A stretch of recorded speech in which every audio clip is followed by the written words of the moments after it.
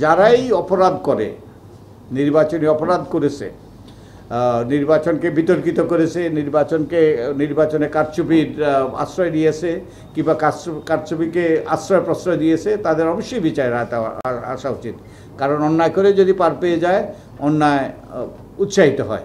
In fact আপনারা থাকাকালীনই বোধহয় আমরা কিছু কিছু জিনিস হাইলাইট করেছিলাম, যেমন নির্বাচন কমিশনকে নিরপেক্ষ করা, নির্বাচন কমিশনকে ক্ষমতায়িত করা, নির্বাচন কমিশনকে কার্যকর করা, তারপর ভোটার তালিকা, জাতীয় সংসদ নির্বাচন, আপার হাউস, লোয়ার হাউস, তারপরে রাষ্ট্রপতি নির্বাচন, রাজনৈতিক দলের নিবন্ধন, তারপরে ওই যে আর কি ওই যে অপরাধ, নির্বাচনী অপরাধ,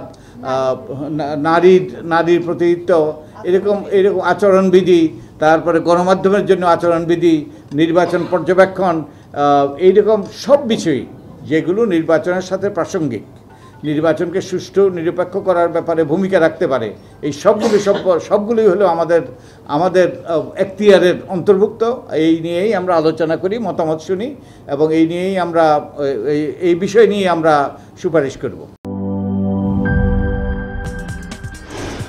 কি boss, vital match, tough opponent, tension? Come on bro, অপোনেন্টকে নিয়ে ভাবার সময় আছে। আসল অলরাউন্ডারের কাজই তো হলো যে কোনো টাফ সিচুয়েশনে টিমকে অলরাউন্ড প্রোটেকশন দেওয়া। জাস্ট লাইক মাই টাইলক্স, যার অ্যান্টিব্যাকটেরিয়াল এজেন্ট টয়লেটের কোনায় কোনায় পৌঁছে 99% জীবাণু ধ্বংস করে, টয়লেটের কঠিন দাগ ও দুর্গন্ধ দূর করে টয়লেটকে রাখে ক্লিন আর সুবাসিত। টাইলক্স টয়লেট ক্লিনার, ক্লিন মানেই টাইলক্স।